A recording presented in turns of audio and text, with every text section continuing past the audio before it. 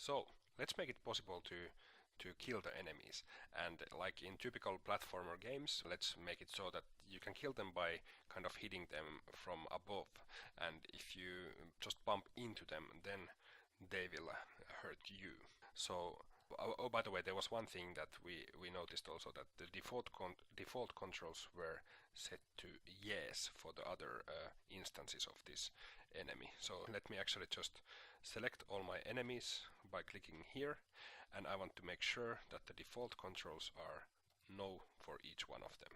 So no, and now if I check this, now you can see how I turned the default controls off for each one of these enemies by just selecting it once, because I had all of them selected. So that's kind of cool. That construct allows you to do that. And now the name of this sprite is enemy. So let me go to the event sheet, and I'm going to go into my enemies category. I'm going to press S to create a sub event for this group, and I want to see if the real player is colliding with the enemy. So let me select the real player, and let's see, on collision with another object, and I'm going to select the object to be the enemy.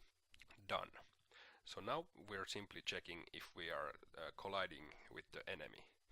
But we want to check something else as well, and the other thing we want to check is if we are above the enemy. So if our Y value is smaller than the Y value of the enemy, because the coordinate system works in such a way that when we are coming down, the numbers are getting larger. So here we have 0, and then when we come downwards, the numbers grow.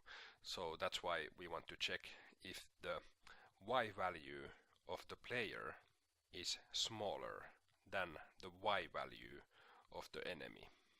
And I'm just going to kind of do some checking. So let me select this. I'm going to select my player here, then I'm going to click on this bar. So this way I can move it around with the arrow keys, and I can move it around a bit faster if I hold down shift. So now at this moment, for example, the Y value of our real player is 1027. What is the Y value of our enemy? Because the image point is slightly lower for him, so his Y value is 1105. So at the moment the Y value of our player is less than the Y value of our enemy, even though they are meeting face to face. So that's kind of not good. I want the player to take damage if he hits the enemy from here. So let's see what is a good Y value for our player, so that we can kind of allow him to hit the enemy. So if maybe somewhere around here, so if the player Y value is less than 940, then it's okay to kill the enemy. Of course, we don't want to lock these values in, but what I mean is that this would be a proper distance to kill the enemy on this vertical axis. So how much less is the Y value of the player than the Y value of the enemy? So we can simply subtract from 1105. Let me get my calculator real quick, because I'm so bad at math. So the enemy Y value is 1105, and we want to see what is the distance. So I'm going to subtract 940, so minus 940, and we can see that we are okay with the player killing the enemy if the Y value of the player is 165 pixels smaller than the Y value of the enemy. So let's see how that works out. So now I will move my, let's make sure we have our player selected here. Click here. I'm going to move the player back to the right position here. And now let's create the event. So we're going back to the event sheet, and we have this on collision with enemy condition. So now we want to create a sub-event, which is an event that only fires if this first event is true. So if this on collision with enemy happens, then we are going to check for another condition, which is like a sub-event. So when I have this block here selected like this, I'm going to press S to create a sub-event. And now in this sub-event, I'm going to compare the Y position of the player. So I'm going to choose the real player, and we can go to this size and position, and we can compare the Y value, and we want to see if the Y value is less than the Y value of the enemy. I can simply start typing enemy, and we will see it appear here in this list, so we can select it. And if we want to refer to the Y value of an object, that's really simple. I will simply write dot, and then there's a list of different things that I could select that are related to this enemy, but I want to select the Y, or I can just type in Y. So what this means now is that I'm simply checking if my player is higher, so the Y is smaller than my enemy, which then has to have a larger Y value. Done. So can you see how, because it's now a sub-event, it's kind of indented a little bit. So it's like starting here when the main event starts a little bit earlier on the left. This is how this code is read. We are checking if we are colliding with the enemy, and if that's true, then we move on to check if the player is higher than the enemy. And if that's true, then we are going to destroy the enemy. So I'm going to select the enemy, and I'm going to select from the miscellaneous category, I'm going to select destroy.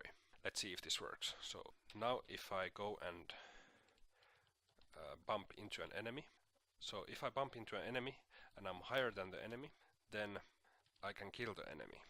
Let's see, maybe I go here. Let's find an enemy that is appropriate for this test. Yeah, there I think we have just one enemy. So what should happen now if I make contact with this guy is he should not get killed. But he did.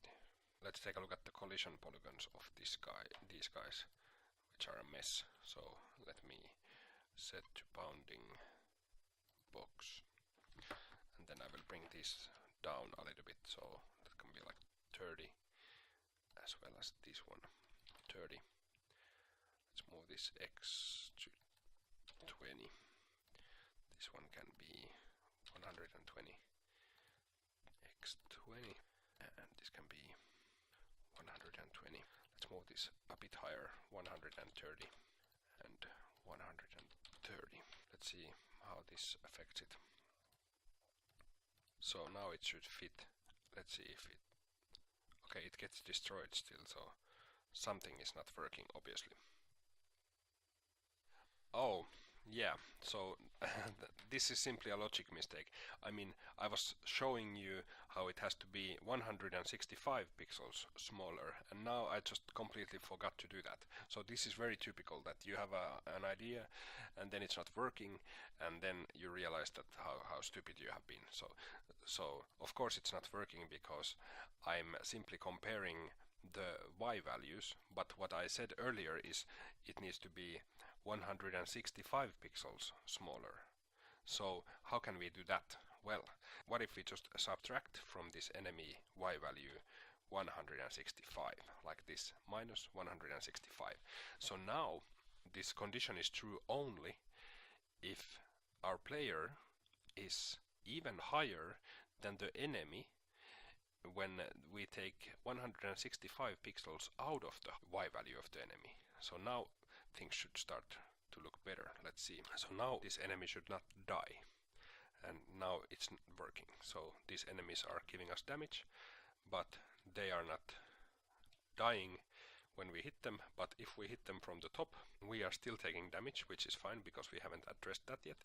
But now if I jump on top of the enemy, we can kill it. So it's working great. But now we don't want to take damage anymore. We still have this old thing happening here, which says that on any collision with our player, let's subtract 1 from the health. And that's not what we want. We don't want to subtract 1 from player health if he successfully kills the enemy. So we want to create another condition here. First we check if the enemy has collided with us. Then we do this check where we check if the height is okay to kill the enemy. And now we can use something called an else statement that will say that okay, if this part is not true, then we want to subtract from our health and also not kill the enemy. So I will click here with the right mouse button and I will say add else, and you can also use the keyboard shortcut X. So if this is not true, then what we will do is then we will subtract from player health, and let's delete this event completely from the list because it's handled now inside this block. So when our player is colliding with the enemy, we are going to check if the player is higher than the enemy, and if that's true, we'll simply destroy the enemy and nothing else happens. But if that's not true, so in other cases, we are going to subtract 1 from the health of our player. Let's see if that works. So here comes the enemy. He did not die, but now if I jump on top of him, now I can kill him and I'm not losing any hearts anymore. So now our enemies are starting to work. We can kill them and they can kill us depending on where we hit them from.